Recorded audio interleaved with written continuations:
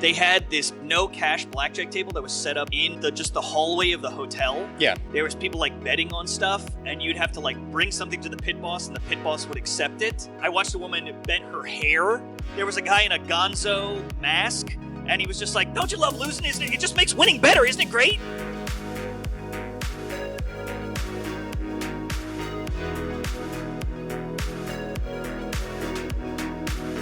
We're here with Dakotah at Dawnstar in Scott's Edition, and I just want to start off by asking you, how you doing? Doing all right. How are you? I'm doing pretty good, man. It's been a morning. Yes. Yeah, I went and got a bagel and some coffee, and now I am here being interviewed in my cool arcade. Hell yeah. So for people who don't know who you are and what Dawnstar is, what is Dawnstar? Dawnstar is like a one-stop destination for anybody who's interested in anything remotely nerdy. We have like an arcade. My business partner Andrew was the one who like really needed to do cards, and so we started doing cards, and so we have like a huge Pokemon and Magic the Gathering card program here. Just started getting into One Piece cards too, which is cool. Mm-hmm. And then my wife like really like basically we're a trifecta of nerdy people that all just want to make our interests our full-time jobs, and we were able to do that over the last we've been around for 6 years. We started in 2019. We both worked at like this arcade bar together. My best friend Andrew is the best man at my wedding. He has Wax Moon right next door. Yeah. We'd love to interview him at Wax Moon. And then I started selling my video games there, and he already sold video games there. Mm-hmm. And then he was like, "Hey, do you want to start a video game store?" And I was like,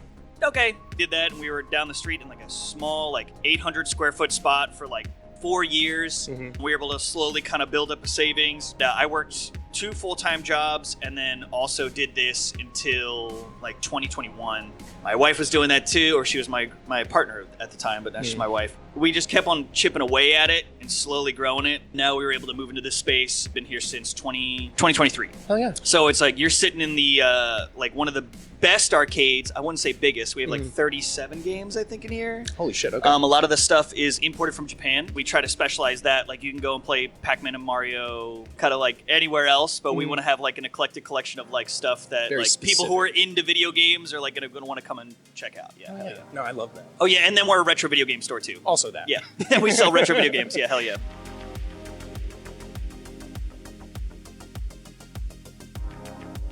What was it like taking Dawnstar from concept to reality? Kind of bullshitting it until you figure it out kind of deal. Yeah. It's kind of like we were all about setting up small goals to then reach a larger goal. My idea initially was to start setting up stuff at pop-ups. Like our first pop-up was at Don't Look Back in June or July of 2019. So it was just kind of like, hey, we have some video games, and we brought a bunch of TVs and stuff like that. And now that concept has kind of grown. Like I've seen all of these other things kind of happen because of pioneer steps that we took in 2019. Nobody was doing this stuff. We were doing Smash tournaments. I started doing like retro game pop-ups, and then it kind of grew into, we want to do the most popular thing was Smash tournaments, so we did Smash tournaments and just kept on doing that, investing in that. And then in like, God, that was 2021. We took a year, obviously took a year off for the pandemic. I think June 2021, I did a pop-up with, I guess it's called Anytime Beer Co. now. I think it was called Table at the time. And we did Melee, we had a food vendor, and we did Ultimate, and we had like 120 people, and we're like, oh my God, this is insane. Yeah. What are we gonna do? We were running all this on paper. What? And it's just kind of grown from that. So we've always like invested in Smash communities, FGC community stuff.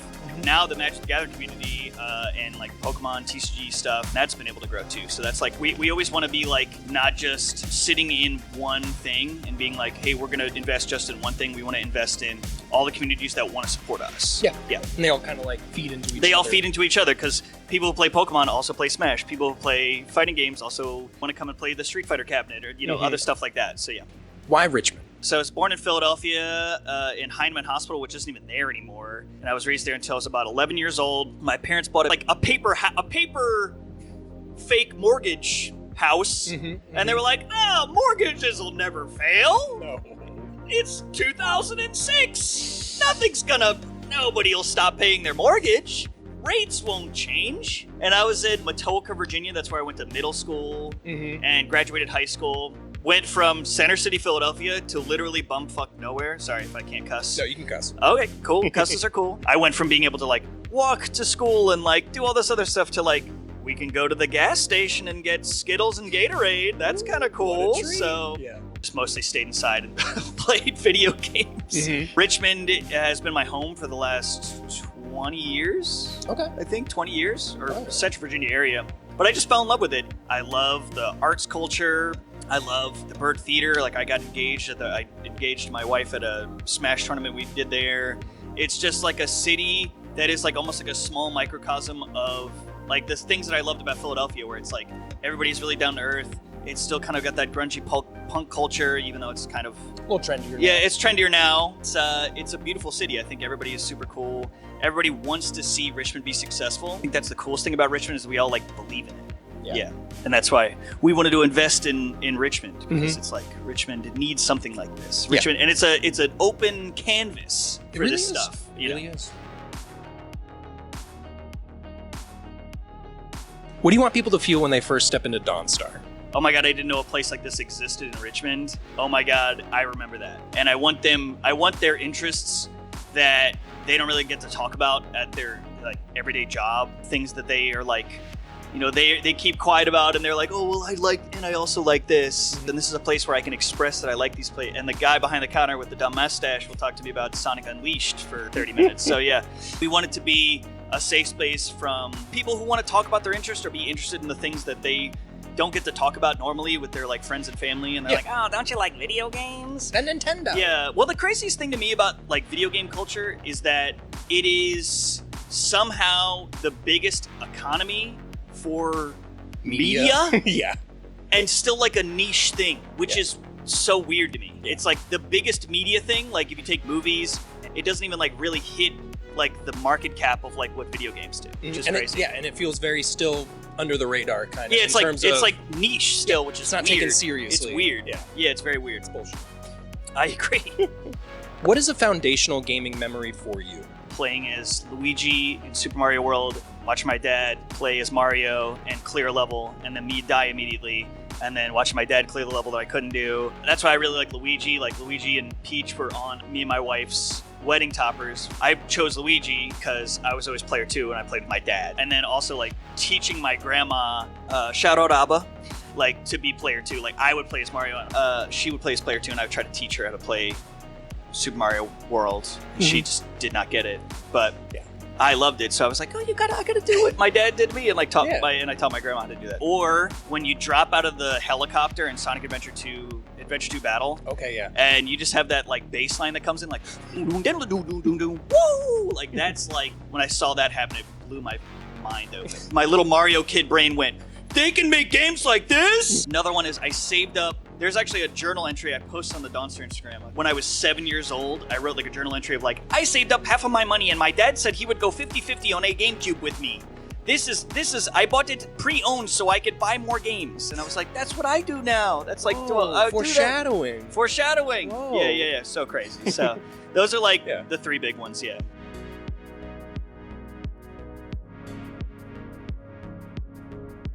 What are you playing right now? Monster Hunter Wilds has been my jam lately. I'm a big fan of the series. Yeah.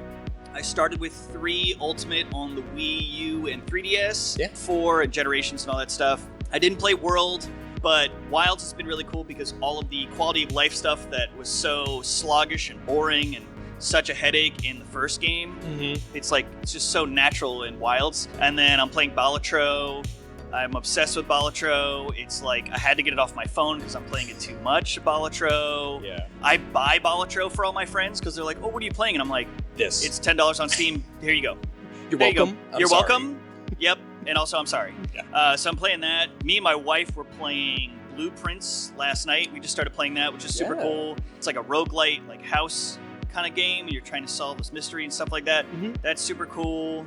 I just finished Red Dead 2 again. Like, I love Red Dead 2. I think Red Dead 2 is probably one of the best story open world video games like ever made. Hell yeah. And I love Arthur Morgan. That's my boy. Shout out Arthur Morgan. Oh, Neon White. I got that on the PC. I got it on the PC. I love Machine Girl. Soundtrack kind of got me into it, but I love like puzzle platformers and stuff like that, and that's been my jam. So hell yeah.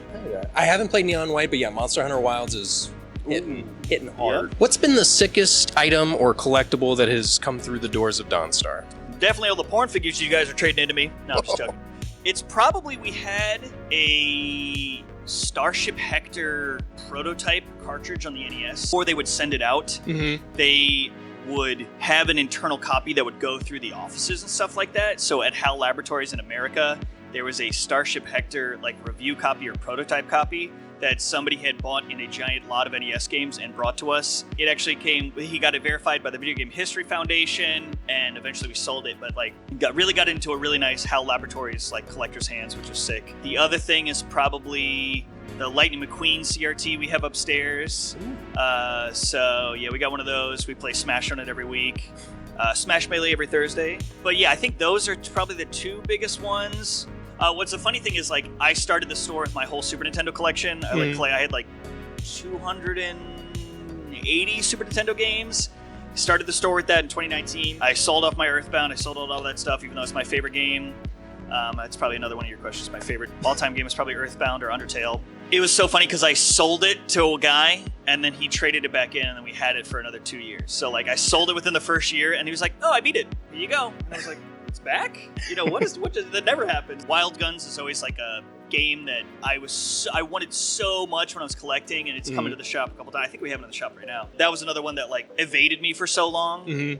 Yeah, Earthbound, Starship Hector, figures with buttholes. I think that's it. Yeah. Love figures with buttholes. Who doesn't?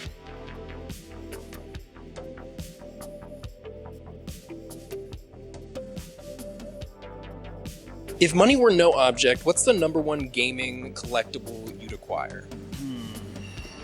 That's a hard one. Probably a Super Nintendo kiosk. Like, I have some of the kiosks over here. An original store display Super Nintendo would be really sick. A Monkey Ball arcade machine, like an original Monkey Ball arcade machine would be. Yeah. They have one at Galloping Ghost in Chicago, but it was down. I didn't get to play it. But I go to Magfest every year, which is one of the reasons why Dawnstar is here. It's because I started going to Magfest when I was 18 years old. I had just broken up with a girlfriend, and I wanted to go see the Game Grumps. And I wanted to go meet them, and I went and I basically hitchhiked off a forum. Got to Magfest. Thank God those nice Christian people didn't kill me. But I went by myself. I slept on the floor. Now Dawnstar is a contractor for Magfest every year, and we bring arcade games. We usually shut the store down for the whole weekend, and we pull our bunch of arcade games out, and then we bring it to Magfest. It's a 24-hour, 4-day festival, and it's literally like Nerd Burning Man. It's Nerd Burning Man. It's insane. Like, it does not end. It's one of those festivals that does not stop until it's over. Insane. I've never been. You should go do this there. You could do it at the Soapbox. They have a thing that's open 24 hours, and it's just a stage where people can talk about whatever. There's crazy people that talk about, they did like a dissertation on Sonic the Hedgehog or like Grim Fandango, and like people just go up there and they'll talk about politics, they'll talk about anything. It's just open all the time. Crazy people are there. Like, I got to meet Kenji Inafune, who created Mega Man. Yeah. Was there one year. And then I got to meet Iga, like the guy who created Castlevania was there. The guys who composed Katamari Damacy were there. You know, one year, I think one of my favorite Magfest memories is they had this blackjack table, this no cash blackjack table that was set up in just the hallway of the hotel. Yeah. There was people like betting on stuff. You'd have to bring something to the pit boss, and the pit boss would accept it, and he would match something from his wall of nonsense behind him. But I really wanted a Triumph the Insult comic dog puppet, and he was like, "Oh, that's expensive." And I was like, "All right, I'm gonna literally bet the T-shirt of the store that I own." There's a Danny DeVito shrine there. There's always, and everybody puts eggs in Magnum condoms. Which is really funny. Every year, somebody 3D prints a giant Buddha Danny DeVito every year, and it's like this big. It's not like a small one; it's like a big one. And so I bet that, and then I hit a natural 21, and I got to win the Triumph the Insult comic dog and a bunch of stuff, and like a holy Bible, and like a fake phone, and like a bunch of stuff. It's like ridiculous, but that was really cool. And they did that. This guy like set this up at Burning Man. He sets it up all over, and then he got banned he only got to do it for 1 year, and then Magfest was like, "You can't do this."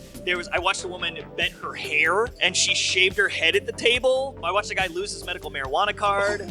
I watched there was a guy in a gonzo mask, and he was just like, "Don't you love losing? It just makes winning better, isn't it great?" I was like, "That guy's a gambling addict." Yep, he's cool. We're doing shots of corn mash whiskey, like tub moonshine corn mash whiskey. It's great. But yeah, Magfest is, well, so going back to this is my question at all. But yeah, I think that, or Rhythm Heaven arcade game, which is within the Rhythm Heaven. Rhythm Tengoku is what it's called in Japan. Oh, really? Yep. Okay. Yeah, I didn't know that there was an actual machine. There's an arcade machine. Oh yeah, there is one, and we might get it. Oh shit. So hell yeah. All right. Hell yeah.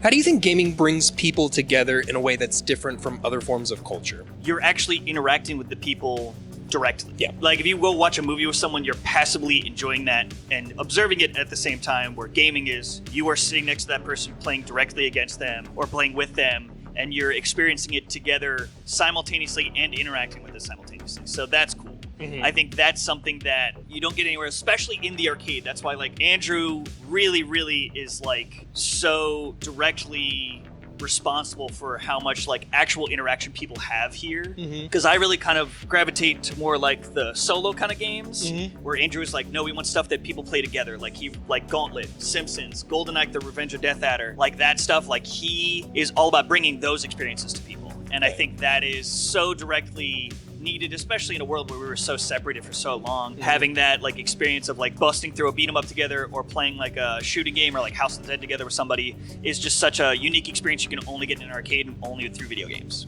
What have been some of the biggest surprises or curveballs running a space like this? Just the general upkeep of everything. Like Andrew, I'm just trying to speak as highly of it because I love him. He has just taken on the repair and the upkeep of everything in the arcade, like so like head on. Like he knew nothing about it, didn't know anything about how to repair stuff, and just fell face first into it and be like, well, I don't want to pay somebody to do this as much as we did have to for so long. And now we're like, okay, most of the stuff we can fix ourselves, and we have some help from like people in the community. Shout out Chris, love you Chris. He comes and he helps like network all of our arcade games, so these are all on a private network, which is super cool. You can save your scores. We have EA amusement cards, which like you can like in Initial D, we have an Initial D machine. You can save all your cars and all that other stuff. So like help with that. Andrew fixes all of our pinballs for the most part. Like he upkeeps all that. Hey, he didn't know what was going on before, but now he's like, oh, this is wrong. This isn't working. Oh, I gotta solder this to this solenoid and like do this to this, and like so that's been a crazy headache. Well, not to say headache. It's like part of the hobby now. It's just like repairing it, especially pinball, and then just taking on trading cards is just such an insane thing to do, especially when like you get thousands of them a day and you're like, oh my god, I have to value every single one of these? This is insane! It's wild. So trading cards, like me trying to spearhead the Magic stuff, Andrew and Elliot, who is one of our employees here, he's super awesome, just spearheading the Pokemon stuff, trying to find importers and stuff like that for us to bring in like special, unique Japanese flair that we want to bring to Richmond. That's been also really cool. I think those are the biggest headaches. But yeah, Andrew definitely, he'll talk to you about that, and that'll get crazy. So yeah. Yeah, hell yeah, I'd love to. Yeah.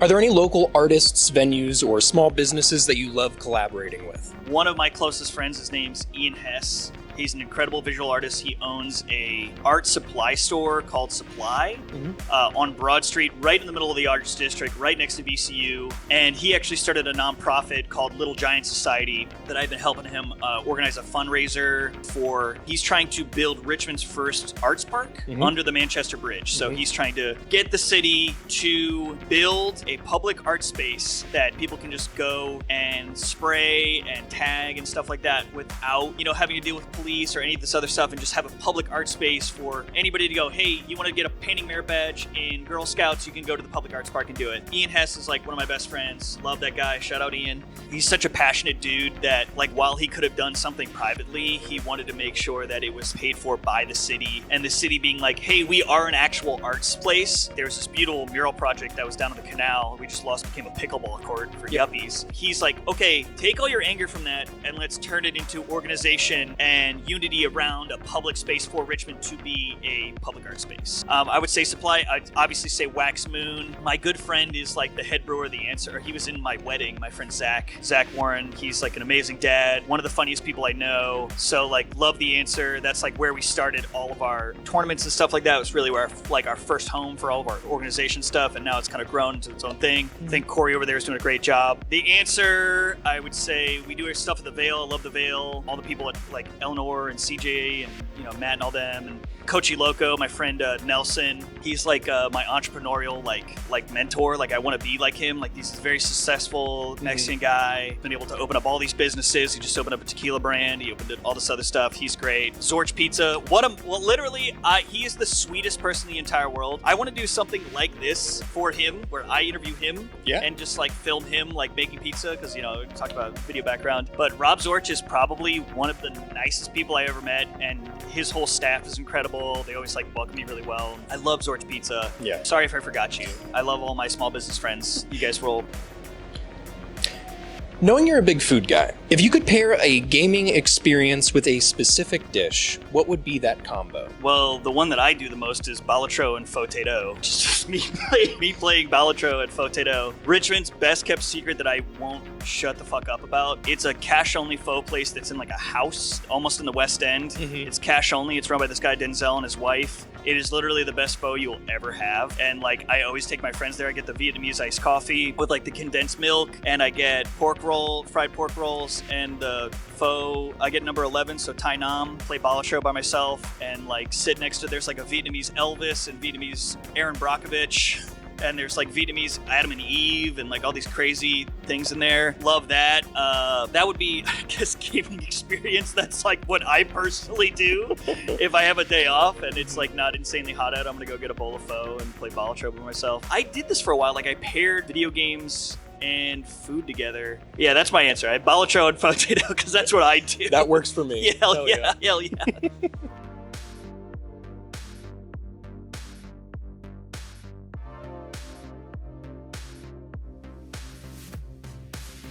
What's one of the best meals you've had in the city recently? Faux Thai Nam. You don't know about this place? Because I want to be able to get it for lunch and not have to wait. La Possum is like the one that me and my wife go to if we have like a special occasion, is La Possum. Yeah. Run by David Shannon. It's crazy. You walk through these like velvet curtains, and there's like decorative Barbie and Star Wars plates, but you're eating like fine dining, beautiful like stuff. They have like a drink that's like a Twin Peaks drink that's like, they call it the Laura Palmer. It's like an Arnold Palmer, but they wrap it up in cellophane like Laura Palmer. Oh my god. They have a White Russian with Yoo-hoo. That's my favorite. Yes. La Possum is crazy. I would say just chilling and getting a cocktail at Lillian, which is like an oyster bar right next door. I only go for happy hour because I don't want to pay a lot of much for oysters, but I love getting dollar oysters and having a little fun cocktail. That's usually my jam. Or Jack Brown's Burger. Jack Brown's Burger. Me and my wife just became, I've been a notcher. You drink like 100 unique beers and they give you a shirt, which is really cool. And my wife just did it. She took her like 6 years. It took me like 2 or 3 years to finish mine. Just going there all the time. So yeah, I love going to Jack Brown's. Great late night food. Great people. They're always so nice. Mm-hmm. They were like playing YouTube videos, and I was like, you should put on Custom Grow 420, 5 bong hits in one breath on the TV. And we all watched it collectively as a bar. We watched this man take 5 bong hits in one breath, which was absolutely insane. That is nuts. And also beautiful. Yeah. I think so. Shout out Custom Grow 420. Shout out. Yeah. One of the best YouTube channels. I think those are probably my faves. Yeah. I would say that. Yeah. Oh, Shout out Denzel Fotedo. You don't know about this place. Everybody watching? Yeah, just forget. Just forget about it. What's next for Dawnstar? What's the future look like? Well, we want to expand. We're always growing. We want to make sure that we continually are offering more stuff, so more arcade games. We want to expand our anniversary celebration we do every year. We do like a fun anniversary celebration every year. God, I tried to grow it since like year 2. Mm-hmm. We was the first time where we opened the arcade when we were in like a small 400 square foot spot for an arcade. We had like 11 games. We stayed open late that night, and like we had like 10 or 15, like maybe 10 people come, and then we had a celebration in the alleyway. We grew it out there. We had vendors, had like somebody pouring wine. Oh wait, small business homie that I love. Shout out Erin at Second Bottle Wine, the best wine shop in the world. I love Erin. Mm-hmm. She's like the nicest person ever. We did like a fun movie night there with Wax Moon and Dawnstar. Showed Dracula and we all drank red wine. That was super sick. Erin let us do that. Very sick. So yeah, we had her pouring wine. Answer had beers there. And then year 5 was this year. We had Pies Coffee. It's another good friend of mine, Pie. Vendors in the back. We had the Pikachu bug. We had like vendors all over. We did like tabletop stuff. We did magic stuff. So we just want to grow our anniversary celebration. So I want to do like a block party. Hopefully I can pull that off this year. I don't know. But eventually I want to just expand what we can offer and give to the city via like nerdy love. Yeah. So like whatever we can give, we want to spread it as much as possible. So I say like the biggest thing coming up is probably our anniversary celebration in August. So I'm really going to start working on that. Well, that's all I got for you today, man. All right, man. Hey, thank you so much for interviewing me. I appreciate you. Yeah, That was good. appreciate Hopefully it. that was good. Yeah, no, it was Yeah. great. It was great. I had fun, man. Yeah, hell yeah. Oh yeah. Hopefully I'm cooler than... Adam? Cooler than Adam? Oh, yeah. It's super possible. Yeah.